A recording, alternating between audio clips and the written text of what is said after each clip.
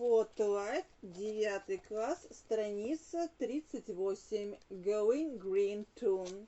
Read the definitions, then match the animals in the pictures to them.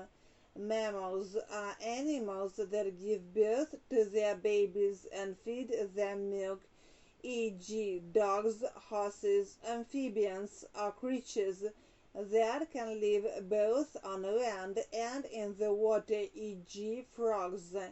Insects are small animals with 6 legs. Most, but not all, have wings too, e.g. bees. Fish are creatures that live in the water and have fins and a tail, e.g. salmon, sharks. Birds are creatures that have feathers and wings, and they lay eggs. Most can fly, e.g. eagles, swans. Reptiles are cold-blooded creatures with scales, and they lay eggs, e.g. crocodiles, snakes. Otters are mammals too.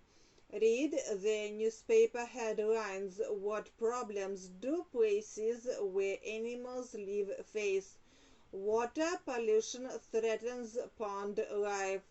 Deforestation puts many species at risk.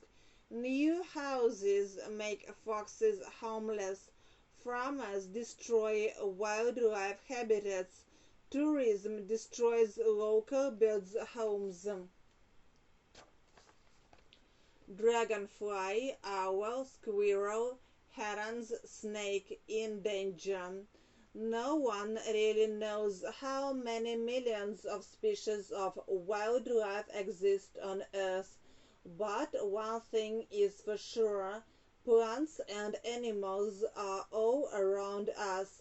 Some live in the woodlands, rivers, hedgerows, and ponds in and around our neighborhoods. Others live in our school playgrounds, private gardens, or even in the tiny spaces between grains of sand. The big problem. Unfortunately, as towns and cities get bigger, humans are destroying these habitats to build more houses and roads. They are cutting down trees in woodlands and forests, which are home to animals such as foxes, otters, red squirrels, and hedgehogs, and beautiful plants such as bluebells and daffodils. Litter in the streets harms wildlife, and poisonous chemicals from farms and factories are getting into rivers, ponds, and lakes. When this happens, animals such as frogs, newts, and species of birds and fish such as herons and trout can no longer survive. In the same way, many reptiles are dying out around ponds.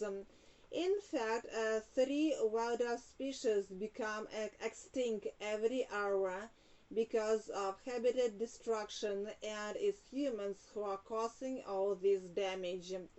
There are solutions. So what can we do to help protect the habitats around our towns and cities? Well, quite a lot actually. For example, you could find out about the different animal habitats near your home and about any problems that they have. Then you can write letters to the local council or wildlife charities to ask them to do something about their problems. Also, never throw any rubbish in the street. Pick up any litter that you see in a woodland, hedgerows, gardens, and parks. Lastly, why not create your own little wildlife habitats in gardens or even on balconies? It's actually quite easy to do. Trout, otter, fox, frog, hedgehog, newt. 3. Read the title of the article and the first sentence in each paragraph. What is the article about? Read through and check form. Read the text. Decide which of the statements 1 to 8 are true, false or not stated, meaning that you can't give a clear answer to them. Not stated. Wildlife habitats vary in size. Building new houses has destroyed most habitats. Squirrels live in wooded areas. There are no otters left now. Water pollution is the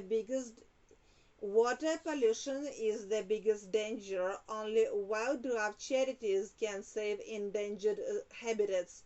Plants are more in danger than animals. A balcony can become a habitat. 5. Match the words phrases in bold to their meanings. Extremely small. Types continue living, die out, rows of bushes between fields or along lanes. Organizations that help people or animals study skills. Summarizing. To summarize a text, read it and think of a heading for each paragraph.